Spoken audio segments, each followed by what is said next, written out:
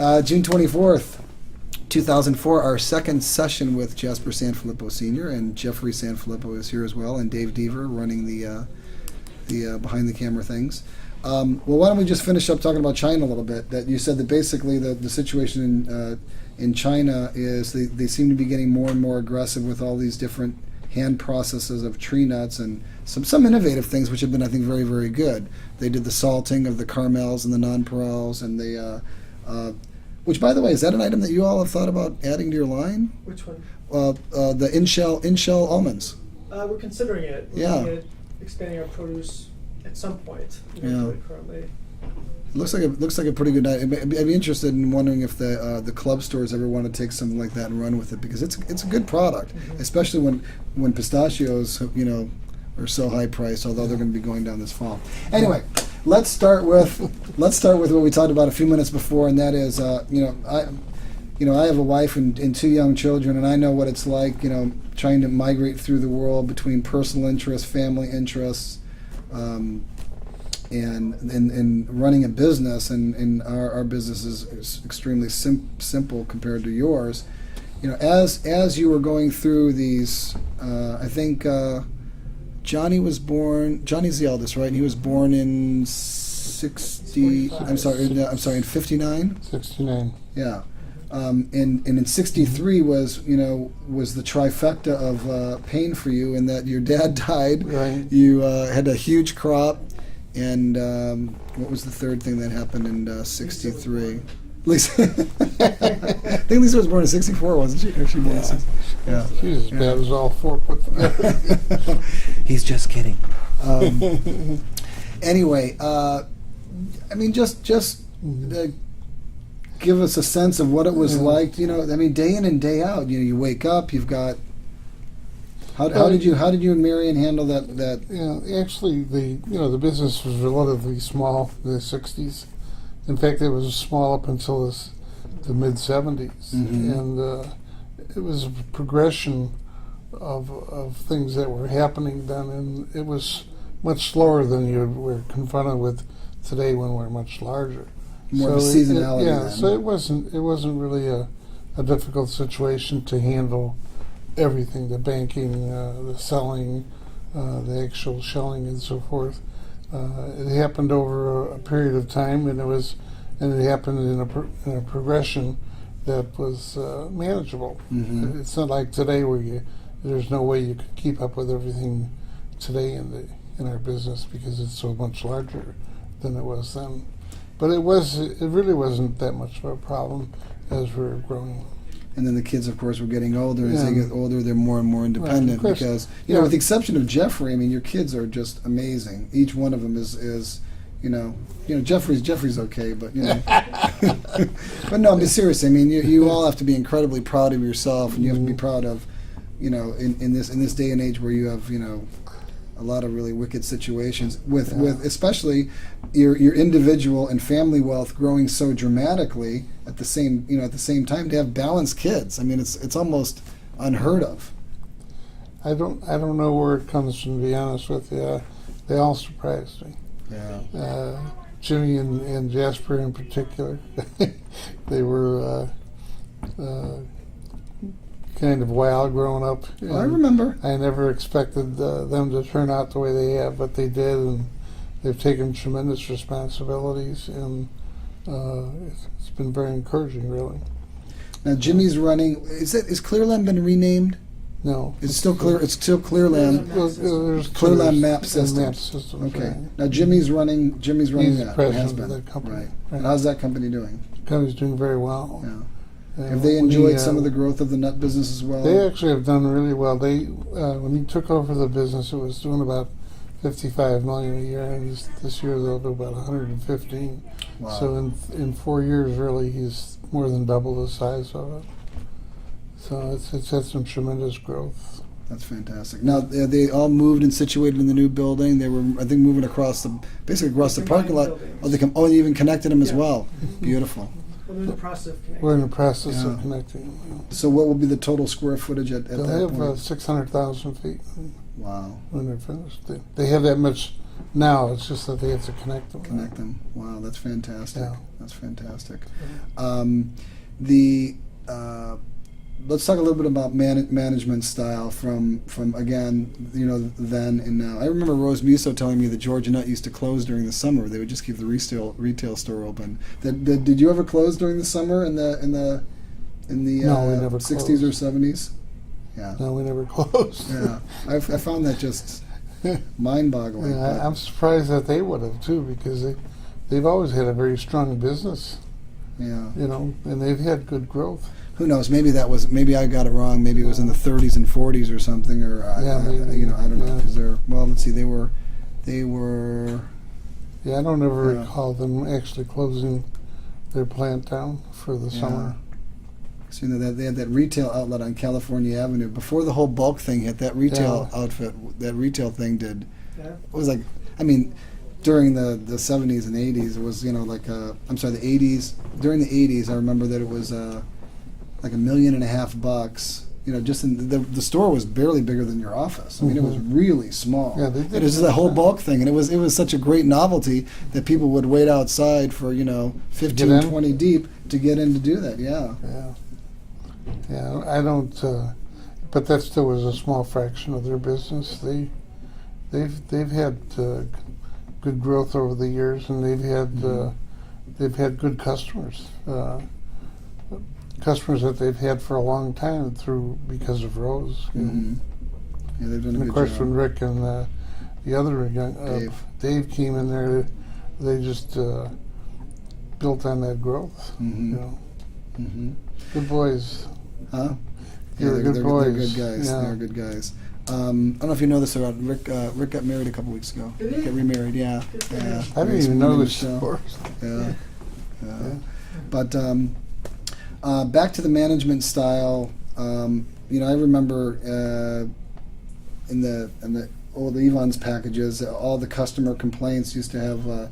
You'd have them sent to you. You invited the consumer to send you. Right. And not to say that you don't, that you're not aware of all the customer complaints that may or may not occur now. And I'm probably sure there aren't any, but in case those crazy people Always. that complain. You'll always have complaints. Yeah, but in terms of the management style, that in the 70s and the 80s, that particularly the 80s when I first met you, the early 80s. You and Matt were very hands-on to so many things, but you can't possibly be handling that level of. I guess my question is this: how do you choose to? What are the defining things that you choose to if changed throughout the years that you choose to have greatest importance on? Now, one thing that's been obvious to me is pecans. Mm-hmm. You've always had your hand on the pulse of the pecans. 12 months a year probably ever since And still do. 1960. Right, Mm-hmm. right. And let's just talk about that for a moment. What is it? Because of your expertise and because of history, what is the draw of pecans? Why do you love the pecan business so much? Because it is kind of a crazy business. Yeah, it is. It's a volatile business, the pecan business, and a tremendous amount of guesswork involved. Mm-hmm. And then you're always vulnerable, not only because of the markets, but because of the quality of the nuts, the yields that you get or don't get. The practices in the industry that most of the industry has used in the past, they're almost their buying is almost on a reckless basis. They don't check the yields like they should. They overpay as a matter of buying the nuts and even adding to the yields, so they don't raise the price of pecans, but in fact, they'll give the grower 2 or 3% more yield than were in those products in order to get the pecans. And they just had some really reckless practices in the past. And you've had people in the industry that are they're very detrimental to the industry. In fact, very obstructive, and we still have some of those people in the industry. So it's an industry that, unlike walnuts or almonds, which is much more stable, and the crops are better and more uniform. Predictable. Pecans are a real problem commodity, and it just requires more attention than the other nuts. And also the fact that I grew up in the business, was very close to the actual shelling process that we wanted to continue to modernize and so forth. That really motivates us. But it was the pecan business that really made this company, and it was a business that we had to focus on. Now, the decision to, I think the next vertical integration after pecans was peanuts. Peanuts, right. And it was Bainbridge. Was that the Bainbridge facility? Right. Now, what made you decide to take that lead? Because the government control, the government quota system and additional system was, of course, in full swing at that time. What made you decide that was a strategic importance? Well, it was a real short crop in all three growing areas. What was it? There was one in 80. There was definitely one in 80. I remember that. 80 or 81. The real bad one. When we actually sent a lot of people, we sent our entire sales force down into Georgia to buy peanuts because we couldn't buy peanuts from any shell. What did you say, 85? I thought it was 85. I think it was 85. Yeah. Well, And, 86 pecans were awful. Yeah. Remember, that was the killer year. 85 almonds. 86 also almonds were short. Because 85 at that time was a pretty good crop, 400 million something. Then then they came back at about 280, I'm going to guess, on almonds at that time. But it was 86. because of that one crop year that it really woke us up to the fact that if we're going to enjoy any growth in the nut business, we need to become a primary source of supply on peanuts. That year we had the crop in all three producing areas. That year we were not able to buy peanuts from the shellers because they had what they call their first echelon of customers that they handle, and we weren't included in that group. It was Planters and Mars and who are the other ones? Hershey. Maybe Hershey. Hershey. Fisher was one of them. Yeah, And we weren't. at that time. They really got first choice, and then we got to a point where we couldn't buy peanuts at all. So we actually took our entire sales force out, and we went down there to buy peanuts. We set them up in Texas and in Georgia and in Alabama. I think we had 6 or 7 of our people down there who never bought anything. Wow. And they were we gave them a premium price, the growers, and we got delivered peanuts. We went down there to buy 5,000 tons, and we ended up buying 20,000 tons. And the same day that we were buying peanuts down in the South, we were able to back-to-back sell them and make substantial profit on them. So we thought it was easy. So in 1987, when we decided to build a shelling plant down there, which we did in Bainbridge, Georgia, and we did that methodically. Really, we looked at all of the growing areas. In Bainbridge was located in Decatur County, Georgia, and it's the second largest producing county in Georgia. And so we located the plant there. There wasn't hardly any shellers close to that.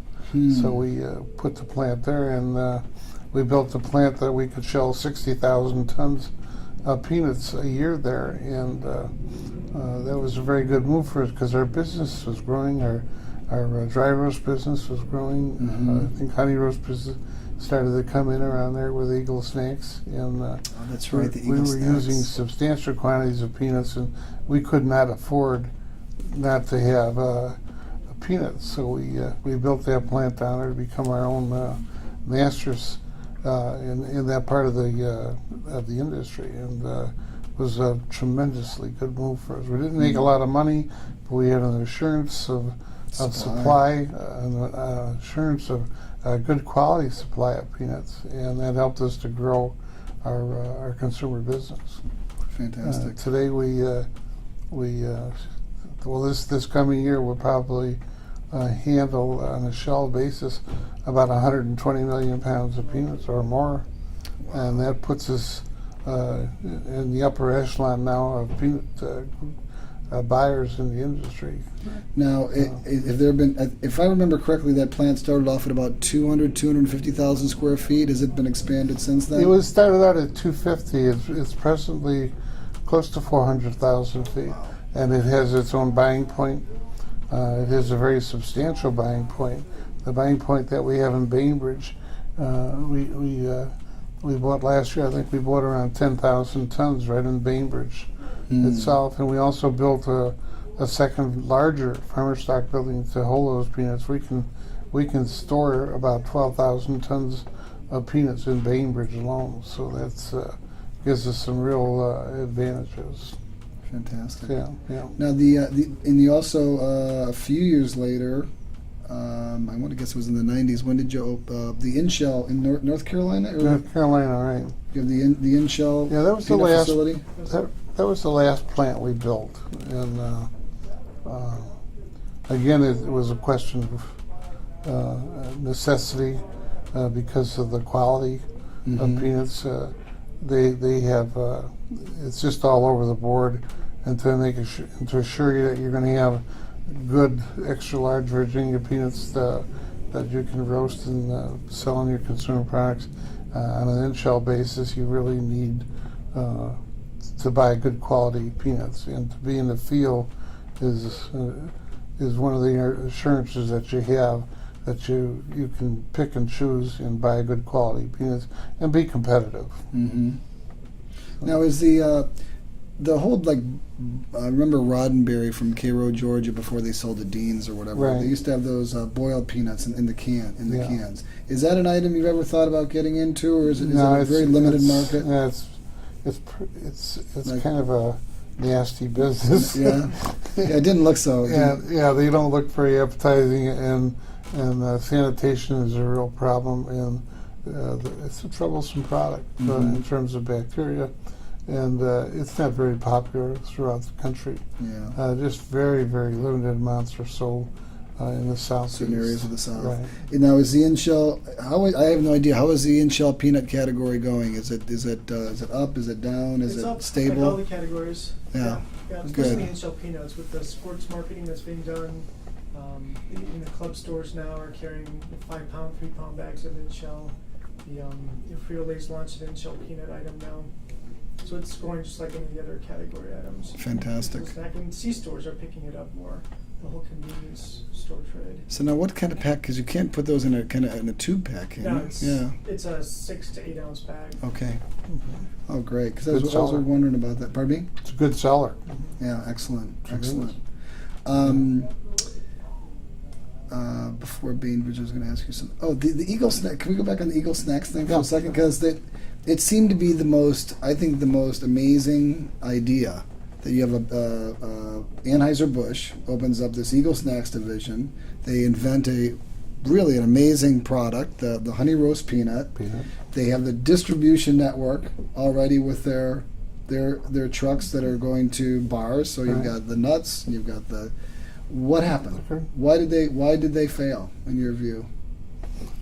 They were really unsuccessful distributing nuts in beer trucks. Beer truck drivers really weren't very interested in it because there was a lot of Mickey Mouse. They're used to making good commissions just on the beer and liquor, and they weren't really very interested in selling snacks. And so most of it really they went through the grocery warehouses.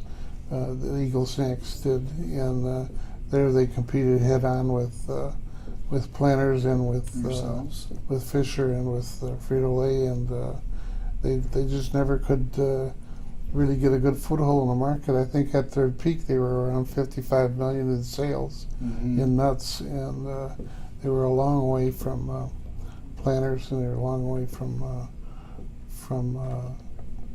Planters. From Fisher Yeah. Planters, And of course, they then they muddied the water up, competing directly with Frito-Lay with other snacks, potato chips, and so forth. That's And- right. That's and right. they The potato just- chips. It was just a losing battle for them. They finally exited the business. They probably could have stayed somewhat successful in that end of the business, but they made a decision to get out of the snack nut business altogether. So they just said Yeah. it wasn't worth it. No. But I'll tell you, they did as far as I'm concerned, they did the industry a big favor. Those honey roast peanuts still. I mean, I would still think that category So is number 3 or 4 items. going extremely well. And didn't they also do a honey roast cashew as well before? Yes, they did. Other item. Other They items started and to do that. Yeah. yeah. Mhm. So. We presently use the Eagle snack formula. I knew that, but I didn't know if I should bring that up on tape. No No, problem. I'm kidding. No, but yeah, I know because No, we, and you have a great deal of respect for that Yeah, formulation. actually everyone had almost the same formula for Eagle snack peanuts because they had a patent on it, and the ingredients were almost all the same for all of us. And the thing that was different about the whole thing was the actual process, the technique, and there were certain aspects of the technique that were proprietary that they never divulged. And when we took over the business that they had in Spain, where we were private label packing them for the business that they had in Spain, which they had under contract, they were obligated to deliver under contract, and they wanted to exit the business so fast that we were picked to finish their contracts in Spain. So they had to tell you. And so they had to teach us how to do it. When they did that, we were able to duplicate the quality of their honey roast peanuts, and we still have that today. And it's a great product. Yes, it is. And I know what that one step is, but I'm not going to say what it is. You do? Because I don't know what it is. You taught me. But it's locked here. Let's talk about Gustine. Yeah. The walnut business. I remember Matt. I used to sell walnuts to Matt, and I remember him being fairly frustrated in the process because at that time, maybe it wasn't as the seasonality of the business was so strong. It was very, very difficult. Walnuts have different characteristics. It was very difficult to get a lot of these sellers to ship. In the May, June, July, August time when you would pack for the season. So what? Well, there again, it was really a necessity that we get into the walnut shelling business. When we would start out with the new crop walnuts in the fall to supply our consumer trade, we were buying from 15 or 20 shellers, and we had 15 or 20 different kinds of quality. And we'd be at the door every morning during the season to see if we were going to get any walnuts in that day. So we had a kind of a ragtag supply situation with it. So it was a real necessity that we become a walnut sheller to get a uniform quality and also to assure us of a supply so we could supply our customers in the fall. So we started looking for a shelling plant, and we must have looked at 10 or 12 shelling plants in California. We settled on buying the Crane shelling plant in Gustine and proceeded to shell only 1 year with that plant, and thereafter rebuilt it and modernized it and expanded it, and really following the lines of what our pecan shelling plant looked like. And being in the pecan shelling business really helped us to build a walnut shelling plant that could be very efficient, much more so than what was in the industry. At the time, it's really a primitive industry, and still is somewhat compared to the sophistication in the shelling business in pecans. So it's taken us a while to get Gustine up to speed, and today I think we really have a state-of-the-art shelling plant in Gustine. And again, because of the background that we had in shelling pecans, we were able to overlap the shelling of pecans by using that technology in walnuts, and it's really helped us to grow. We'll probably that plant can probably shell somewhere between 60 and 70 million pounds of in-shell walnuts, and we hope to get to that capacity in the near future.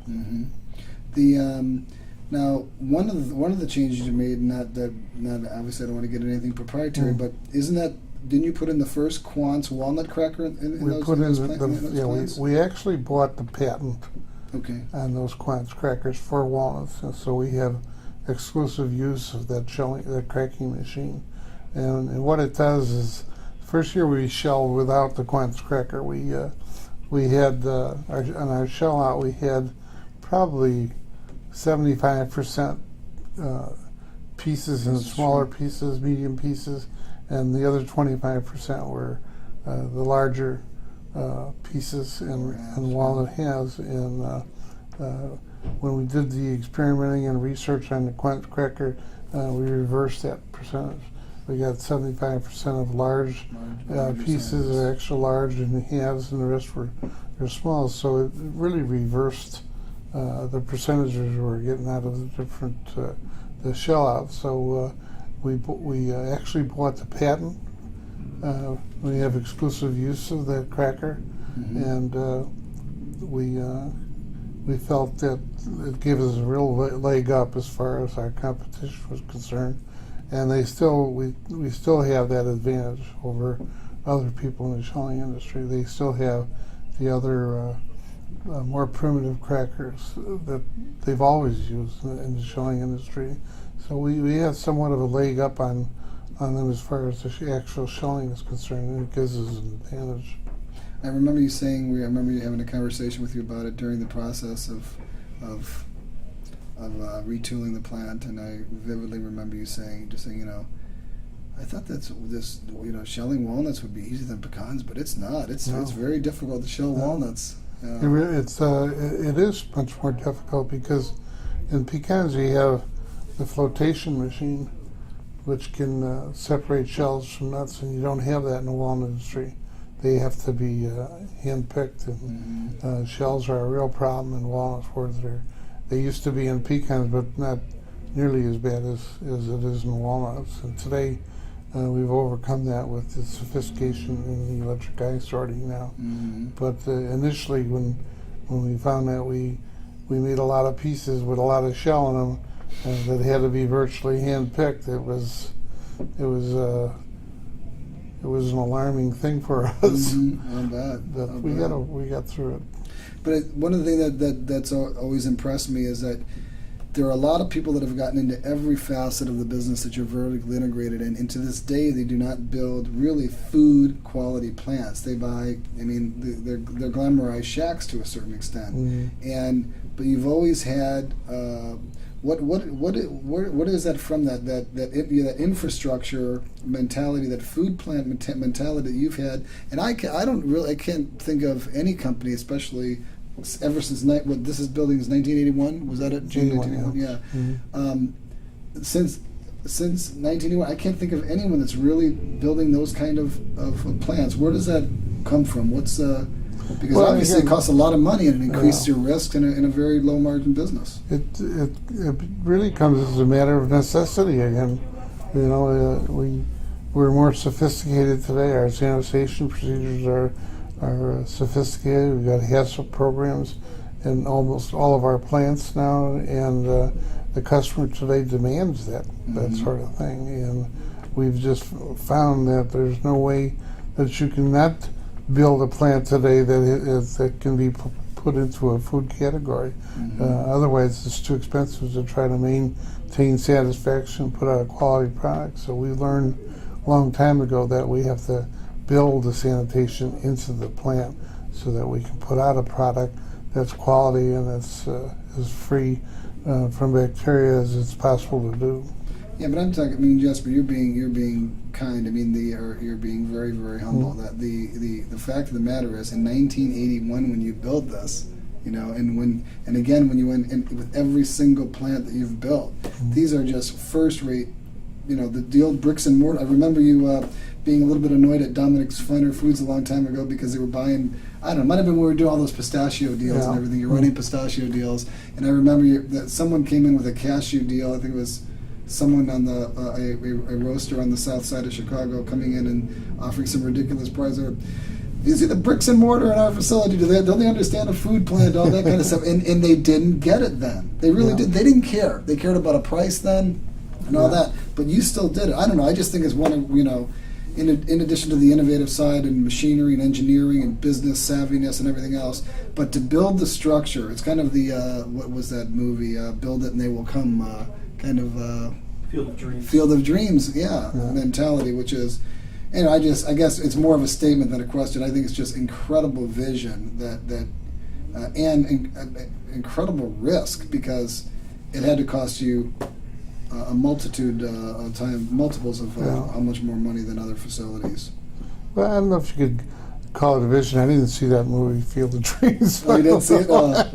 It's good. You like it. But it's, you become aware of other plants in the food industry that are really sophisticated and have tremendous sanitation, and it's just a question of time before that would hit the nut industry, that kind of attention. And we in I can't remember the years, but I think in the 60s and 70s we became very, very attentive to FDA, and we tried to put our plants together that we could pass an FDA inspection in a moment's notice, and to do it in our older plants back then was a real hassle and a real nightmare. So when we had an opportunity to build a new plant, we built it so that it would be in a position to have an FDA inspection on a moment's notice and be able to pass it. So that's really been our guiding light as far as modernizing our plants and building them to conform to the FDA requirements at the time. What percentage of industrial suppliers, for example, do you feel right now, today, could pass a FDA inspection on a moment's notice? Do you think most of them can now? In the whole shelling industry? Yeah. Or? That's a loaded question. Well, okay, my guess is that I don't mean it to be loaded, but my guess is even today, I think there's a lot that, it doesn't mean that they certainly would be shut down or anything like that, but certainly there'd be a checklist of things that they would need for a revisit. Well, Would be my guess. You got from the real, plants I've been in, and I've been in a lot of plants. You got really primitive plants still in the walnut industry, in the peanut industry in particular. They still store peanuts in tin buildings that are exposed to the elements and to creatures outside the building. And for example, when we built our farmer stock buildings, we built them out of tilt-up concrete so that we'd have a sealed building, so we wouldn't have rodent problems. And every farmer stock building in the South, they're in very poor farmer stock type buildings. Same thing with walnuts and almonds. They actually store almonds on the ground still in California, and that's again, it's exposed to the elements and it's exposed to all kinds of pesticides and little animals, and the industry just needed a really good cleaning, and it's starting to go through that process now. You think, given the Paramount situation, that people are going to rethink about keeping almonds out on the orchards for a couple weeks at a time like they are? They're going to have to, and they keep them out there for longer periods than a couple weeks. I didn't know that was that long. Yeah, they keep them out there, and that's their whole storage history for the most part. They don't have cold storages to store in-shell almonds, and same thing with walnuts. In fact, I think we have the only refrigerated in-shell walnut storage facility in California, and we also built an almond storage building that's refrigerated. Most other people don't even keep them refrigerated, and they do have problems. They have infestation problems as a result of it, Shelf life. and they have shelf life problems as a result of it. And our motivation to do that is that we sell most of our products to the consumer trade, and we need that shelf life once it's in a package or a can.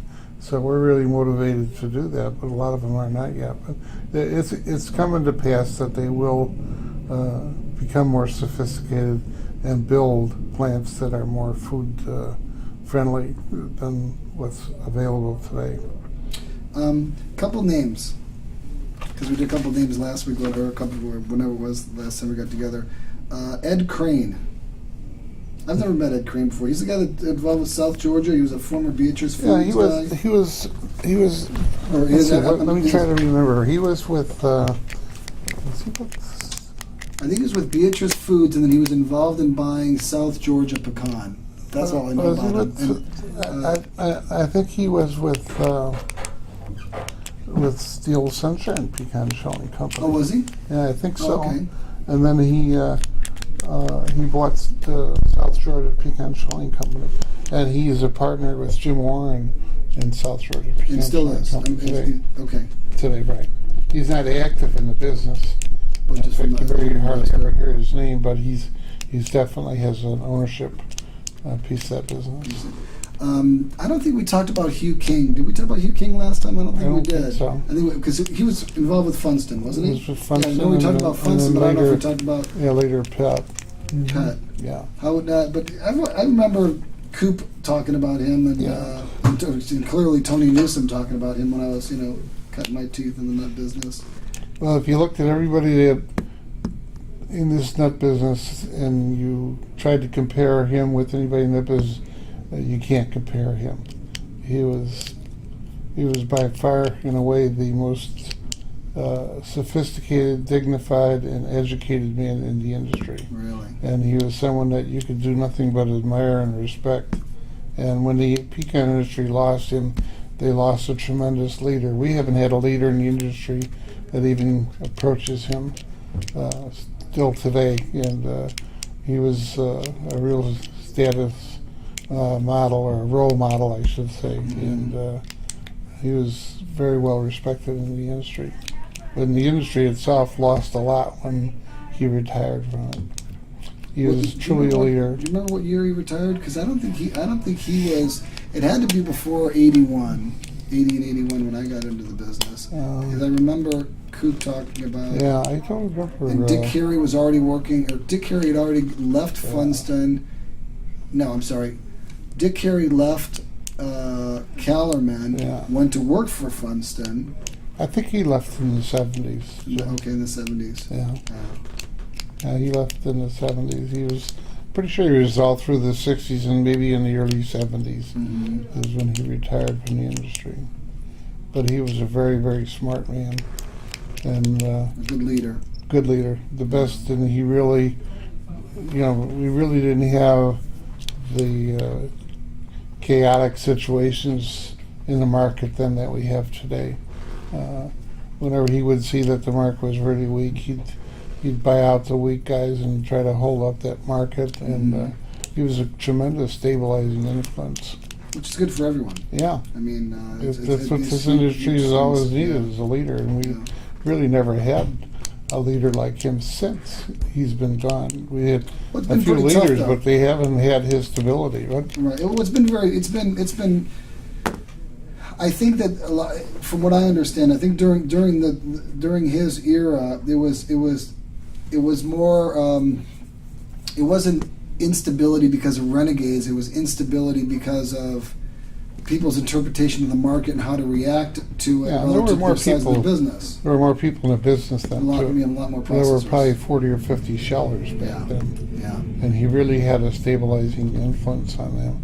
Yeah. Today, with half that much shellers, we still don't have the stable situation that we had when he was president. There's a famous. I want to talk about Tony Newsom next. I got a lot of expressions that Tony taught me when I worked for him, but. One of the things. Well, anyway, the expression is, time wounds all heals instead of time heals all wounds, because he's a firm believer that over time, businesses that should survive and should lead and all of that, it kind of gets screened out after a while, and I think we've seen that with some of the people that came into the business in the mid '70s and.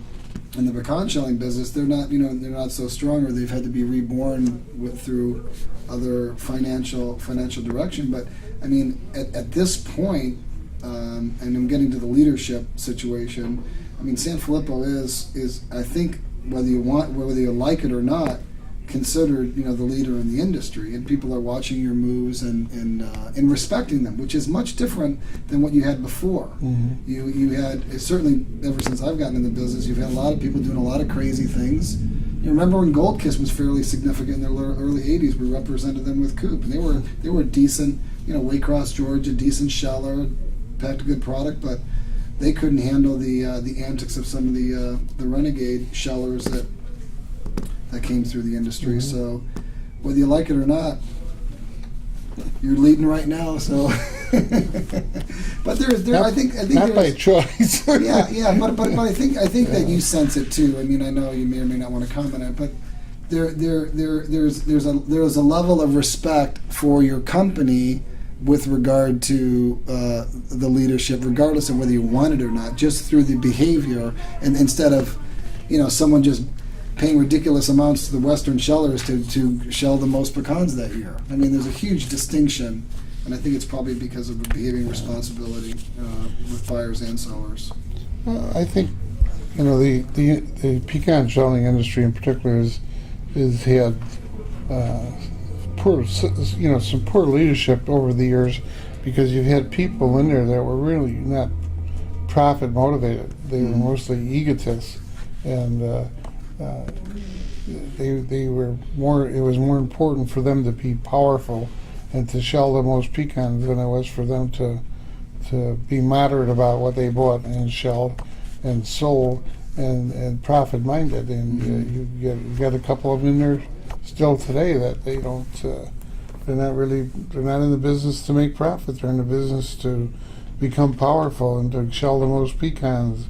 And they pull all these dumb antics like pre-selling and 2-year contracts and things like that. And they're just unnecessary. If they would just pay attention within the 4 walls of their plant and put a good cost on it and try to make a profit, they would do a lot better than they do. And so would the industry. No doubt about it. Pardon? No doubt about it. Yeah. Yeah. It's a very, very, very difficult industry as it is, and then you put that, Well, I've always said, if two people in this industry spent $15,000 each on therapy, they'd have a lot more money in the bank right now. Anyway, let's finish off because you've been very, very gracious with your time today. I want to ask you about. Let me just double check my questions here for today. I want to talk a little bit about Tony Newsom, because Tony is obviously has an enormous respect for you, and I think you for him. And I'm not putting words in your mouth, but just my because I've lived it, I know, and I worked for him and everything else. They used to say that people that work for Tony shouldn't be paid a salary; they should be, he should charge tuition, And a lot of people say that about you now too, that are lucky enough to work here. But he. Tell me about his involvement with J.B. Sanfilippo and the different things that were both positive and negative and whatever. Just Tony, what do you think? Yeah, our association with Tony really goes way back, even before Tony. And the company was called Newsom and Kerwin back then. And at that time, Kerwin was really the class, I would say, with Hugh King. And I think Tony learned a lot from him over the years, and from his father also, who was Kerwin's partner. Ham Newsom was Tony's father, right? But they had tremendous ability to look at the industry and put it in a bottle, so to speak, and be able to ferret out what was going to happen and what the prices would be, and they had tremendous foresight. That brokerage company. I think Tony learned a lot of that from them. And Tony was well educated, tremendous memory initially, and had a very good ability to really sum up a market, summarize things that were going to happen. He had great vision, I thought, and he built a brokerage organization unparalleled with anybody else that's ever been in the industry, and he made it work, and he made a lot of money in the industry. He was an extremely active person. He lived the business. He probably spent 24 hours of his day thinking about what he was doing and what the industries were doing, and not just in one crop, in all crops. So he had a lot of insight that he gained over the years, and a lot of it from California Almond Growers Exchange. And he was in some very good positions with them in particular, and also trained Roger Bacigalupi. Right. Yeah. And he was smart. He was definitely a nut person. He lived and breathed it, and he was very successful with it. Now, Midwest Nut and Seed, the story I heard about that was he went down to Mexico, doing the mercados and all of that, and decided he was going to get in, because he was He was pretty formidable in the beginnings of the whole bulk movement, wasn't he? With Midwest Net Seed, did he steal a page out of your book on that or something? I've never got that story right of what really happened there. Well, he was very active in the bulk net business when he started Midwest Net Seed. Mhm. He had can't remember her last name, but she worked for us after we bought Midwest Net Seed.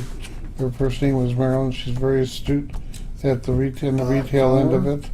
Marilyn Bauer, was it? I remember No, it wasn't blonde hair, I Bauer. think. Yeah, blonde hair Yeah, girl. yeah. Yeah, and I'll think of her name, but yeah, and I then remember. he had some other good people. Lauren Lagos worked at Yeah, Midwest Net Seed. and then he had Lalo Soria. Lalo and Angie. I can't remember her name either. Yeah. But he had Oh, some she really worked to the Home Economist. right. He had Angie, some yeah. really good people there, and he built a business that Home Economist. I don't think he ever did more than $7 or $8 million a year with it. But in total, Midwest Net Seed's business is around $15 million a year. Hmm. When we bought it, they were very active in pistachio. That's when he had Wilbur Mhm. running the pistachio end of the business. Mhm. And when you consider that he built that business from nothing, he Mhm. did very well in it. Mhm. Very, very well.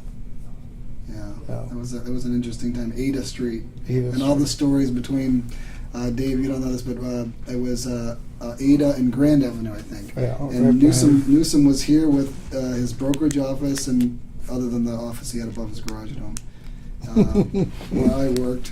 And, It's when he wasn't Midwest big Net on Seed- facilities. No, he wasn't. He wasn't. And then on the other across the street was S&A Net Company. There's all stories about, they would mess with each other's deliveries, and depending on their mood between each other, they're always bickering. There's always Chicago has a very, very, and I want to talk about that next time. It's just all the. Romantic city. Right. It really is. It's been so mellow lately. That should take up a book in itself. It will, and why don't we pick it up there next time? Okay. Thanks, Jasper. There It we was go. great. It was very fun. Mhm.